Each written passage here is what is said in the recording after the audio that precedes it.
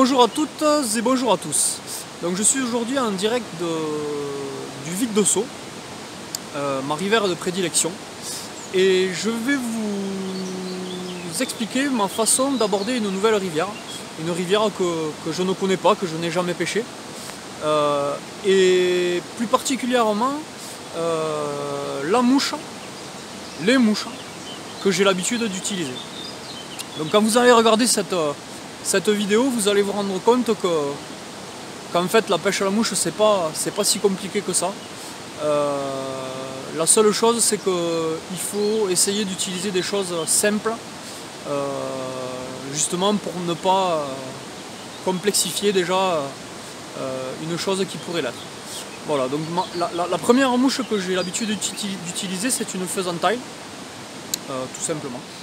Donc pour la monter, c'est tout simple, j'utilise des cercles par dos, un corps en faisan, cerclé avec un fil de cuivre couleur cuivre ou lit de vin.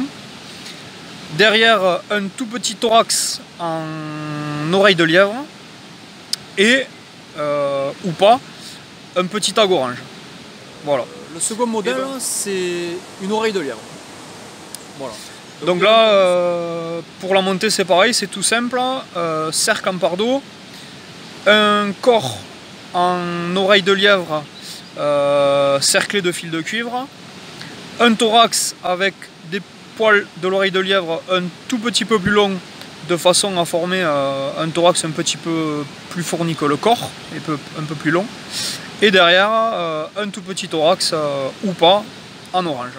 Donc bien entendu, ces deux modèles, vous pouvez les décliner en utilisant des couleurs de billes différentes. Donc moi, les trois couleurs que j'ai l'habitude d'utiliser, c'est les plus simples. L'argent, le cuivre et l'or. Vous pouvez aussi faire des variantes, et c'est ce que je fais d'ailleurs, en utilisant ou pas un petit tag orange, en rajoutant ou pas un petit peu de brillant, et en rajoutant ou pas un petit peu de volume. Par l'intermédiaire tout simplement une plume de cul de canard twistée derrière la bille, pour faire une mouche un petit peu plus volumineuse.